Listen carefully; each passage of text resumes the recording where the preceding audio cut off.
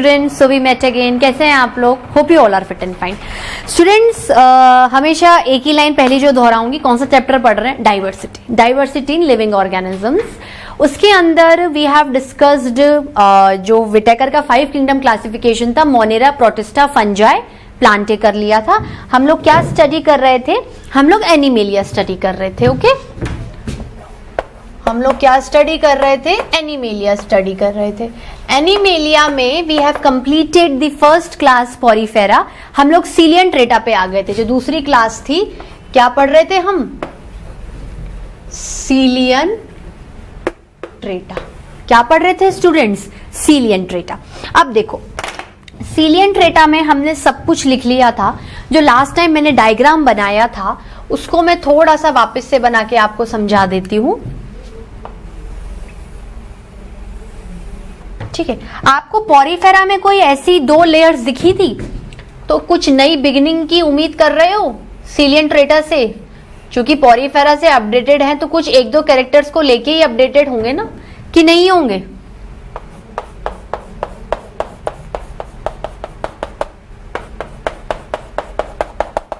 ठीक है, अब मैंने आपको बताया था कि कुछ होलो स्पेस भी मिलेगी आपको। ये होलो स्पेस नजर आ रही है? ठीक है, ये कोई अंदर की लेयर है, ये बाहर की लेयर है, लिख सकती हूं दिस इज आउटर लेयर। पिछली बार मैंने लेबलिंग नहीं की थी, मैं इस बार लेबलिंग करी क्योंकि अपना लेक्चर खत्म हो गया था। ये क्या है? Inner layer. ये क्या है? Inner layer. ठीक है, अब ये आपको क्या नजर आ रहा है? होलो स्पेस। ये क्या नजर आ रहा है आपको? होलो स्पेस नजर आ रहा है ना। अब मैंने आपको कुछ ऐसे अपेंडेजेस भी बनवाए थे।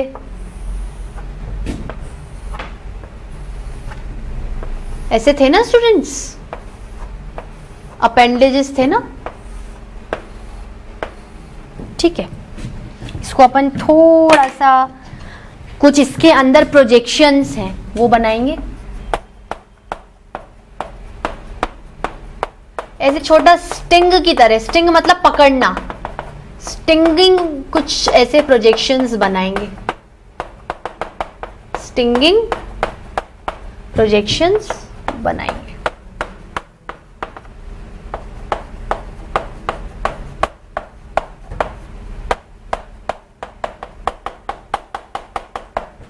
ठीक है, मैं ये कह रही हूं ये किसका स्ट्रक्चर है? ये हाइड्रा का है। मतलब कहीं ना कहीं एक एग्जाम्पल तो आपको अभी क्लियर हो गया होगा कि सीलियन ट्रेटा के अंदर कौन सा ऑर्गेनिज्म आता है? हाइड्रा तो आएगा आएगा। हाइड्रा दिखता है पानी में स्विम करता हुआ, फ्लोट करता हुआ। तो हैबिटेट क्या हो गया इसका? हैबिटेट क्या हो गया स्टूडेंट्स? बताओ मुझे। एक्वेटिक। क्या हो गया? एक्वेटिक। अब देखो, इसका ऑर्गेनाइजेशन क्या बताया था मैंने? टिश्यू लेवल का। Tissue level of organisation. Tissue level of organisation. Tissue level of organisation मतलब सेल्स कहीं ना कहीं ग्रुपिंग होकर एक कॉम्प्लेक्स टिश्यू को क्या कर रहे हैं? जन्म दे रहे हैं। ठीक है, तो अगर आगे और बात करें टिश्यू लेवल का बनना, दैट मीन्स आप कॉम्प्लेक्सिटी की तरफ जा रहे हो। सेल का ग्रुप होना और टिश्यू पे जाना, दैट मीन्स आप कॉम्प्लेक्सिटी की तरफ जा रहे हो। अब आप मुझे एक बात बताओ कि आपको पॉरीफेरा में अगर इस डायग्राम को लेके ही इनके कैरेक्टरिस्टिक्स को स्टार्ट करें तो ऐसा हो सकता है ना कि सेल ने बाहर कुछ ग्रुपिंग कर ली होगी तो टिश्यू की एक लाइन बन गई जिसको आपने आउटर लेयर बोला। क्योंकि कोई भी अगर लाइनिंग होती है तो वो सेल्स की ही तो बनी हुई होती है ना। ये 1 सेल, 2 सेल, 3 सेल, या ये 1 सेल, 2 सेल, 3 सेल। तो हो सकता है सेल ने ग्रुपिंग करके एक कवरिंग बना ली बाहर की और एक अंदर की कवरिंग बना ली। पॉरीफेरा में अगर आप क्या करो, हर जो आगे वाले ऑर्गेनिज्म के कैरेक्टरिस्टिक्स है उसको पीछे वाले से कंपेयर करो, तभी समझ में आएगा। क्योंकि न्यूनेस तो आपको हर क्लास में मिलेगी। आपने कहा था पॉरीफेरा में ऐसा कुछ लेयर्स की लाइनिंग थी नहीं, एक बाहर एक स्केलेटन था जो इसको प्रोटेक्शन दे रहा था। तो अब क्या हो गया? वो स्केलेटन हल्का सा डिवाइड हो गया, वो स्केलेटन हल्का सा डिवाइड हो गया कि एक लेयर तो बाहर की चढ़ा दो और एक लेयर अंदर की चढ़ा दो। अंदर को प्रोटेक्शन अंदर वाली लेयर देगी और बाहर के पार्ट्स को प्रोटेक्शन बाहर वाली लेयर देगी। ठीक है, तो ऐसे ऑर्गेनाइजेशन को डिप्लोब्लास्टिक कहते हैं। ठीक है, ब्लास्ट मतलब लेयर्स, मतलब इन ऑर्गेनिजम्स में पहला क्या न्यू मार्क करा बिगिनिंग का कि इनमें 2 तरीके की लेयर्स है। पॉरीफेरा में कोई लेयर नहीं थी, बस एक हार्ड स्केलेटन था। अब इन्होंने क्या किया, जैसे जैसे थोड़ी कॉम्प्लेक्सिटी आ गई, सेल्स डिवाइड होते गए, टिश्यू बनाने लग गए, तो कुछ सेल्स अगर बाहर की तरफ हुए तो कुछ प्रोटेक्शन चाहिए थी तो बाहर की आउटर लेयर बन गई, किसी को अंदर चाहिए थी तो अंदर की इनर लेयर बन गई। तो we have 2 types of layers in the whole body of one organism. तो ऐसे ऑर्गेनिज्म को डिप्लोब्लास्टिक कहते हैं। डिप्लोब्लास्टिक मतलब 2 लेयर्स होंगी ही होंगी, एक बाहर की होगी और एक अंदर की होगी। ठीक है, तो हम कह सकते हैं they are diploblastic, they are diploblastic having 2 layers, that is outer layer and inner layer, outer layer and inner layer। ठीक है, एक तो ये नई चीज थी, एक ये टिश्यू लेवल पे नई चीज थी। जो जो नई नई पढ़ रहे हो आप मार्क करो इसको। ठीक है, और इन अब जैसे जैसे बॉडी बढ़ती गई, भाई पॉरीफेरा क्या थी, चपटी बॉडी थी ना। अब ये बॉडी क्या थोड़ी सी इलोंगेट हो गई, लंबी हो गई और चौड़ी भी हो गई। तो चौड़ी होने से क्या हो गया, चौड़ी होने से एक तो लेयर्स एकोमोडेट हो गई अच्छे से बाहर की और अंदर की, और एक होलो स्पेस दे दी बॉडी को। मतलब बॉडी का जो ऑर्गेनाइजेशन है अब वो क्या हो गया है, बड़ा हो गया है।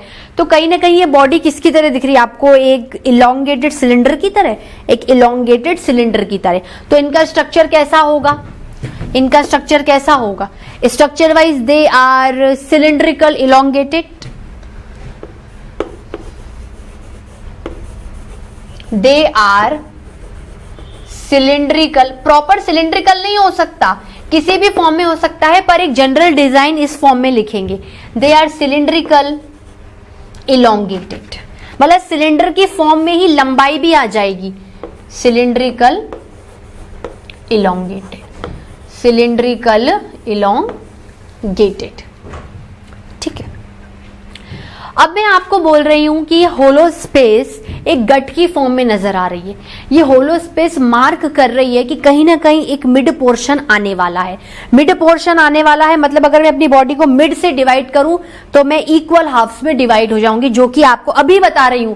यू विल सी, इसके बाद जो जस्ट क्लास देखो ना, प्लेटी हेलमिन्थीज, उसमें देखोगी। तो कहीं ना कहीं बिगिनिंग ऑफ मार्किंग किससे हो जाती है, उससे पहले वाले में हो जाएगी ना, क्योंकि नए वाले में तो हमें अपडेटेड वर्जन मिलेगा इसका, पूरी तरह डेवलप्ड। तो तैयारी तो क्या हो जाती, पहले से स्टार्ट हो जाती। जस्ट आपको क्या करना पड़ेगा, टारगेट पे हिट करना है कि आज मुझे ये चीज करनी है, पर तैयारी आप पहले ही स्टार्ट कर दोगे। तो तैयारी सीलियन ट्रेटर ने स्टार्ट कर दी है कि इनमें एक होलो स्पेस होती है। होलो स्पेस उस चीज को बिगिनिंग करती है कि आगे भी जो क्लासेस आएंगी, उनमें जो ऑर्गेनिजम्स आएंगे, उनकी बॉडी में कहीं ना कहीं एक खाली जगह मुझे नजर आएगी। वो खाली जगह किस लिए दी गई है, वो खाली जगह इसलिए दी गई है स्टूडेंट्स, क्योंकि पहले था सेलुलर लेवल, अब जो कि सीलियन ट्रेटा तक ही आप और टिश्यू लेवल पे पहुंच चुके हो, तो आगे तो आपको ऑर्गन लेवल मिलेंगे ना। तो ऑर्गन्स को एकोमोडेट कैसे करोगे, ऑर्गन्स को तब एकोमोडेट कर पाओगे जब ऑर्गेनिज्म का साइज बढ़ेगा, उनके अंदर स्पेस क्रिएट होगी। Then you will decide this organ will sit here, this organ will sit here, और उनका कॉम्बिनेशन और कॉम्प्लेक्सिटी बढ़ाएगा। We will go towards the organ system level and finally organism, तो सिलियन ट्रेटा ने बहुत सी चीजों की मार्क ऑफ बिगनिंग करी है। उसने होलो स्पेस एकोमोडेट कर दी है, ठीक है। उसने कैविटी को जन्म दिया है कि आगे ये कैविटी दिन ब दिन बढ़ती जाएगी, दिन ब दिन बढ़ती जाएगी और आपको ऑर्गन्स को एकोमोडेट करने की पावर मिलती जाएगी। मतलब अगर आज आप सेलुलर लेवल पर हो, अगर आप टिश्यू लेवल पर हो, तो आप बहुत जल्दी ऑर्गन और ऑर्गन सिस्टम लेवल पे पहुंचने वाले हो। तो ऑर्गन्स को एकोमोडेट कौन करेगा? जब पहले ही उसकी बिगनिंग मार्क हो जाए, देन हम उस चीज को डेवलप्ड करते जाएंगे, ठीक है। 2 लेयर्स आ गई। अब अगर आपके पास इतनी बड़ी खाली जगह मौजूद होगी, इतनी बड़ी खाली जगह मौजूद होगी, तो उस खाली जगह में अगर आप ऑर्गन्स को भरते भी हो, तो ऑर्गन्स ऐसे ढीले ढाले थोड़े पड़े रहेंगे। उनके आसपास एक कवरिंग देनी पड़ेगी, उनके आसपास आपको प्रोटेक्शन देनी पड़ेगी। तो हो सकता है आपको 2 से ज्यादा भी प्रोटेक्शन देनी पड़े। तो मार्क बिगिनिंग कर दो कि भाई 2 तो दे दो। पॉरीफेरा में तो बिल्कुल नहीं है। पॉरीफेरा में आप क्या करोगे? यूनिब्लास्टिक तो कुछ भी नहीं होता, उनके आसपास तो एक कवरिंग है स्केलेटन की, ठीक है। 2 चीजें आपको अच्छे से समझ में आई स्टूडेंट्स, ठीक है। अब मैं कह रही हूं इनका हैबिटेट एक्वेटिक है। मोड ऑफ न्यूट्रिशन में ये हेटेरोट्रॉफिक भी है।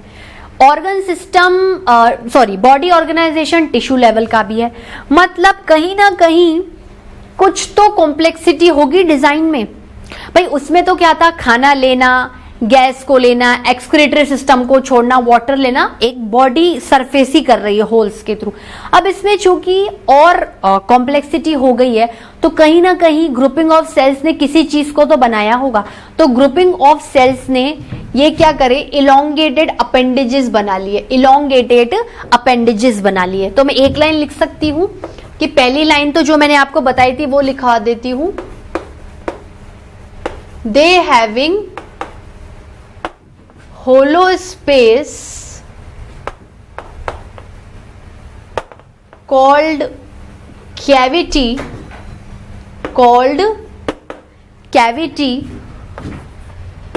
which give rise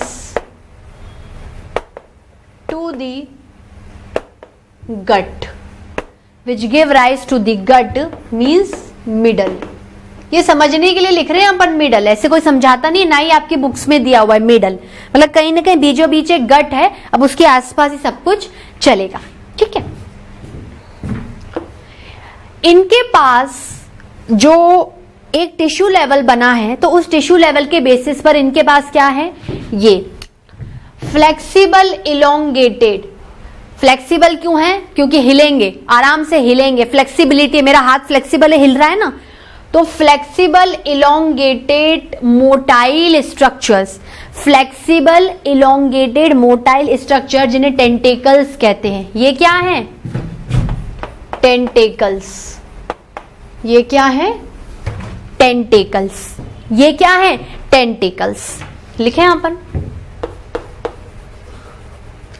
tentacles. ये क्या है? Tentacles. Means they are having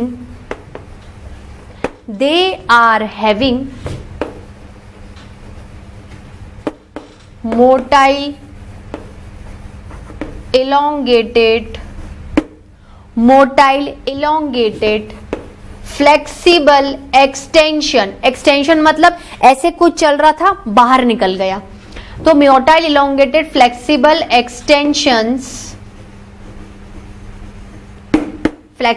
extension जिन्हें टेंटेकल्स कहते हैं। अब ये टेंटेकल्स क्या हेल्प करते हैं? भाई जैसे ये पानी में बैठे हुए हैं, हाइड्रा है, हाइड्रा अपने टेंटेकल्स को हिलाएगा, तो हिलाने से क्या होता है? उसको वो क्या करता है? अपनी पोजीशन को चेंज कर लेता है, स्विम करता है। टेंटेकल्स को हिला रहा है, टेंटेकल्स को हिला रहा है, टेंटेकल्स को हिला रहा है, तो स्विमिंग कर रहा है। स्विमिंग कर रहा है मतलब वो मूवमेंट कर रहा है, लोकोमोशन कर रहा है। ऐसे भी कर सकता है कि भाई घूमना फिरना है, थोड़ा सा वॉक करके आना है, एक थोड़े बैठे रहूंगा, मूवमेंट करना है। और मैं कह सकती हूं कि अगर उसका कुछ खाना सामने रखा हुआ है, फूड रखा हुआ है, as it is heterotrophic, depend on others, तो हो सकता है वो उस टेंटेकल्स के थ्रू स्विम करके उस टारगेट लोकेशन पे पहुंचेगा, उस टारगेट लोकेशन पे पहुंचेगा। अब टारगेट लोकेशन पे पहुंच गया, खाना कैसे खाएगा? भाई जब अपेंडेजेस हैं, तो अपेंडेजेस को खोल के स्विम कर रहा है, तो गॉड ने क्या कर दिया, एक ही चीज को, टेंटेकल्स को दो फैसिलिटी दे दी कि भाई दो चीजें परफॉर्म कर हाइड्रा में, एक तो फ्लेक्सिबिलिटी कर, मोटिलिटी कर, मूवमेंट करवा, ठीक है। उस मूवमेंट के थ्रू तू इधर उधर भी जा सकता है और अपने टारगेट लोकेशन से फूड को भी कैचअप कर सकता है, ठीक है। तो फूड को कैसे कैच करेगा, मैंने आपको क्या बताया था, इन टेंटेकल्स के ऊपर प्रोजेक्शंस हैं। तो ये क्या है आपके पास, स्टिंगिंग। स्टिंगिंग मतलब चिपक जाना, स्टिंग करना, चपेट लेना किसी चीज को, ठीक है। तो इन टेंटेकल्स के ऊपर स्टिंगिंग स्ट्रक्चर्स होते हैं जो कि प्रे को क्या कर लेते हैं, पकड़ लेते हैं, चिपका लेते हैं। और जैसे ही चिपक जाएगा, अब चूंकि मोटिलिटी की पावर तो हमने पहले थी, मोटिलिटी से ये बॉडी के अंदर डाल देते हैं, फूड क्या हो जाएगा, इसमें चला जाएगा, फूड इसमें चला गया, ठीक है। ये यहाँ फूड होगा, कोई भी ऑर्गेनिज्म, ये पकड़ा, ये तो इंसेक्ट्स ही खाएंगे ना, कोई बहुत ज्यादा कॉम्प्लेक्स ऑर्गेनिज्म तो है नहीं, फूड को पकड़ा, अंदर चला गया। अंदर क्या है, होलो स्पेस है ना, कैविटी है ना, गट है ना, और मैं क्या कह सकती हूँ गट को, गैस्ट्रोवेस्कुलर कैविटी। आपकी गट एक खाली स्पेस को मार्क कर रही है, खाली स्पेस गट बना रही है, उसको गैस्ट्रोवेस्कुलर कैविटी भी कहते हैं। उसमें चला जाएगा, कैविटी में, गट में होकर निकल गया, गट में होकर निकल गया। अब देखो बॉडी और तो कॉम्प्लेक्स है नहीं, तो यही जो स्टिंगिंग स्ट्रक्चर्स हैं कैचअप करके फूड को अंदर भी डालेंगे और वेस्ट मैटर भी इनके थ्रू ही बाहर निकल जाएगा, पानी भी अंदर आ जाएगा, और जो जनरल बॉडी सरफेस है इनके थ्रू ये गैसियस एक्सचेंज भी कर लेंगे। स्टूडेंट समझ में आई मेरी बात को, ठीक है। तो ये क्या करते हैं, टेंटेकल्स क्या क्या कर सकते हैं, helps in swimming in water, helps in swimming in water, ठीक है, helps in swimming in water, facilitate movement and locomotion, यही बात वापस लिखवा रही हूं, movement and locomotion, movement and locomotion, और movement and locomotion, और helps in feeding, क्या, helps in feeding food, that is nutrition, helps in feeding food, that is nutrition, by catching the target food, by catching the target food through the presence of, किसकी वजह से, through the presence of sticky stinging structures, चिपकने वाले structure. Sting करना मतलब चपेट लेना, चिपक जाना, और स्टिकी मतलब कि कोई चिपकने की प्रॉपर्टी भी तो होनी चाहिए ना, तो sticky stinging structures present on the surface of tentacles, present on the surface of, on the surface of, on the surface of tentacles, on the surface of tentacles।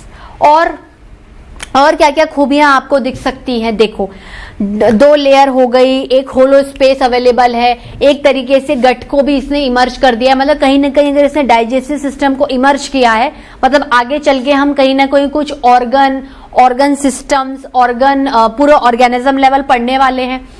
इनमें क्या होता है, देखो मूवमेंट करने के लिए टेंटेकल्स हैं, फूड को करने के लिए टेंटेकल्स हैं, तो कहीं ना कहीं टेंटेकल्स बिहेव्स एज माउथ, मुंह ही है ना इनके लिए, तो tentacles allow exchange of food, water, gas and waste matter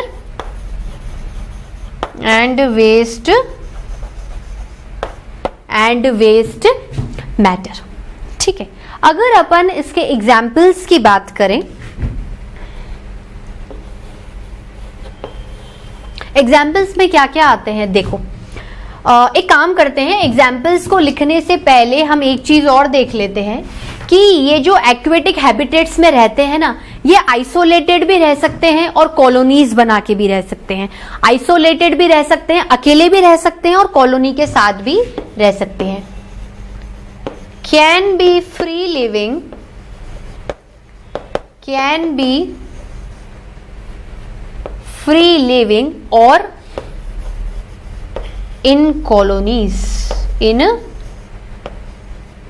colonies. Example में क्या आएगा, क्या क्या लिखना चाहोगे आप? एक हाइड्रा को क्यों बोलोगे? हाइड्रा हो गया, कोरल्स हो गए। कोरल्स का मतलब क्या होता है? जनरली हाइड्रा जब कॉलोनीज के फॉर्म में रहते हैं तो कोरल्स कहलाते हैं। कोरल अपने अंदर भी एक इंडिविजुअल ऑर्गेनिज्म है। सी एनेमोन, सी एनेमोन, जेलीफिश। देखा है जेलीफिश की ऐसी अपेंडिसेस होती हैं, पानी में हिलती रहती हैं, कैचिंग फूड के लिए भी हैं और स्विमिंग के लिए भी हैं, jelly fish. Okay students, note it down whole.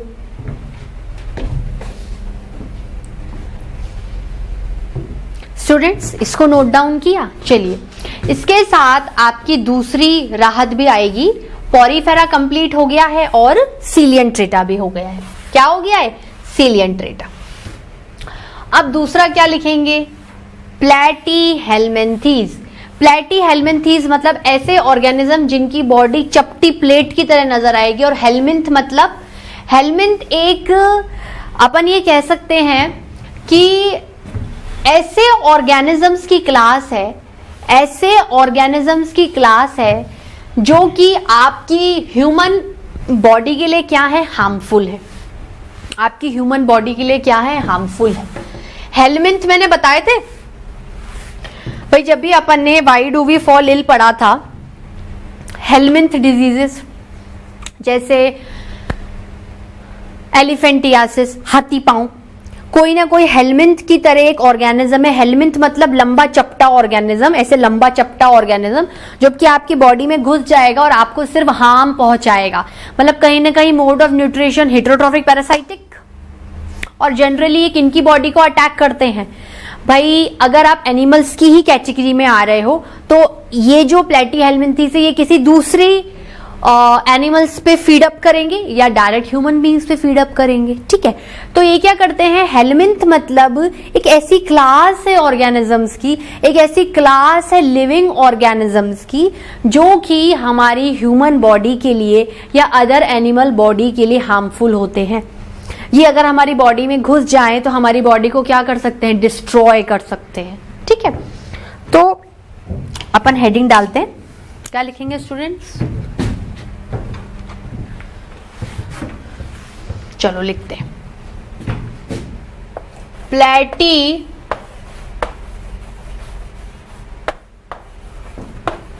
हेल्मिन्थीज। Platy हेल्मिन्थीज। प्लेटी मतलब प्लेट लाइक, चपटी प्लेट लाइक स्ट्रक्चर है। ठीक है, और हेल्मिंथ क्या है? कुछ आप इन्फेक्शियस एजेंट्स टाइप ले लो, infectious agents of helminth class. मतलब ये जो ऑर्गेनिजम्स होते हैं ये इनकी भी एक क्लास है, जैसे प्रोटोजोआ अलग है, बैक्टीरिया अलग है, उस तरह हेल्मिंथ है, तो ये इन्हीं की कैटेगरी में आएंगे। तो infectious agent in helminth classes, in helminth classes. ठीक है, अब मुझे एक बात बताओ, पहली लाइन क्या लिखोगे? It is the third class of kingdom Animalia. It is the third class of kingdom Animalia. ये किसके बाद आ रहे हैं? सीलियंट्रेटा, तो ऑब्वियसली सीलियंट्रेटा से ज्यादा डेवलप कैरेक्टर्स होंगे, तो comes after cilium strata, comes after cilium strata, having more complex and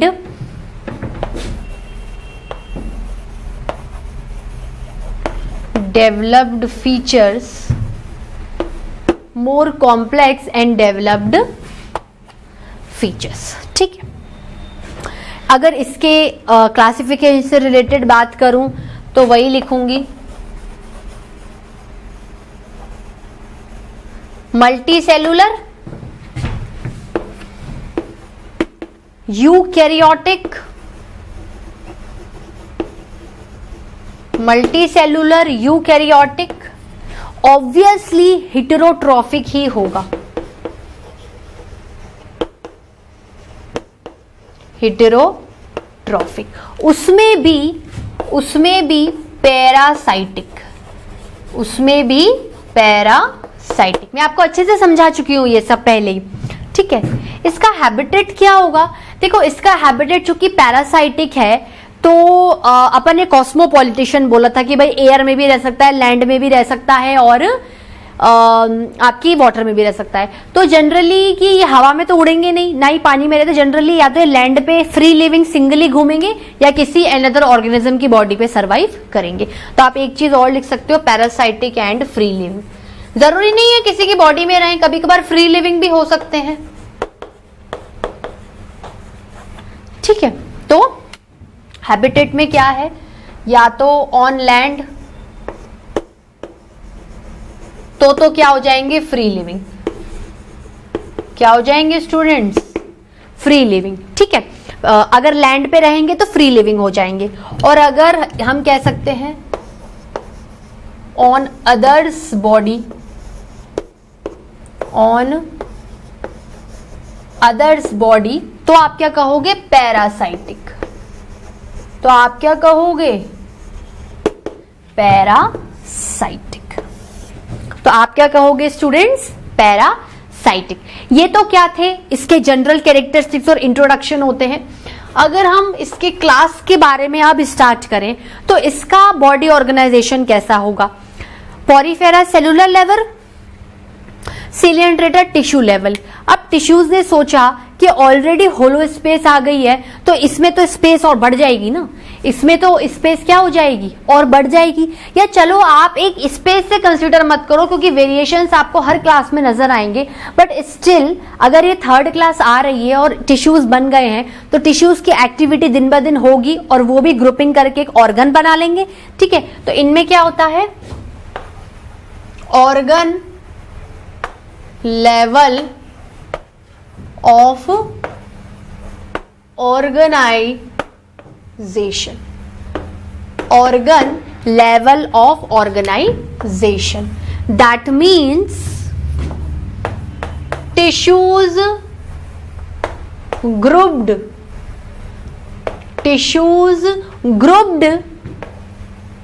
to form a specific organ, tissues grouped to form a specific organ, ठीक है। इसका मतलब है कि पॉरीफेरा कॉम्प्लेक्स फॉर्म में आके टिश्यू लेवल के सीलियन ट्रेटा में आ गया और सीलियन ट्रेटा का टिश्यू लेवल आपके ऑर्गन लेवल पर आ गया, ठीक है। दैट मीन्स अब देखो, मैं ये नहीं कह सकती कि एकदम ऑर्गन डेवलप हो गए और सारे ही ऑर्गन्स डेवलप हो गए, नहीं, कुछ ही ऑर्गन्स डेवलप हो पाते हैं। जहां पर टिश्यूज में कैपेबिलिटी हो पाती है कि मैं ग्रुपिज्म करके ऑर्गन बना लूं, वहां पर मतलब इस बॉडी में आपको सारे, क्योंकि अभी बहुत सारे क्लासेस में डेवलपमेंट बाकी है, अगर सारा डेवलपमेंट प्लेटी कर लेगा तो नीमा और एनीलिडा और आर्थ्रोपोडा क्या करेगा, क्योंकि हम अगर इतना लंबा चल रहे हैं दैट मीन्स एवोल्यूशन में टाइम वाकई में लगा होगा। तो इनमें क्या होता है, some organs are seen and developed,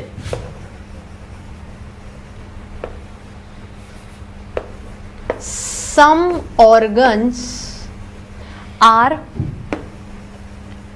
seen and developed, some organs are seen and developed. ठीक है स्टूडेंट्स, आज के लेक्चर में ही हम इतना ही पढ़ेंगे। देखो आज के लेक्चर में हमने क्या क्या पढ़ लिया। हमने सीलियन डेटा को बहुत अच्छे से कवर अप कर लिया था। उसमें पॉरीफेरा के कंपैरिजन देखो लेयर्स आ गई थी, दैट मीन्स स्पेस ज्यादा है, तो अगर आपको प्रोटेक्शन देना है तो स्पैन भी क्या करना पड़ेगा, बढ़ाना पड़ेगा। और क्या मार्क ऑफ बिगनिंग हुई थी, एक कहीं ना कहीं स्पेस क्रिएट हो गई, गट क्रिएट हो गई, दैट मीन्स गट के आसपास स्पेस देनी है। स्पेस क्यों देनी है, क्योंकि ऑर्गन बनने वाले हैं, ऑर्गन इसमें बन चुके हैं। ठीक है स्टूडेंट्स, तो अपन अपना लेक्चर इस लाइन पे खत्म करते हैं। जब अपन नेक्स्ट बार मिलेंगे तो अपन प्लेटी हेलमिंथीस के इसके आगे पढ़ेंगे, और प्लेटी हेलमिंथीस के आगे अपन नीमाटोडा भी, ये जैसे जैसे आपके क्लासिफिकेशन स्टार्ट होंगे वैसे वैसे स्टार्ट करते जाएंगे। आप लोगों को समझ में आ रहा है? आज के लेक्चर में इतना ही students. Till then bye bye, have a nice day.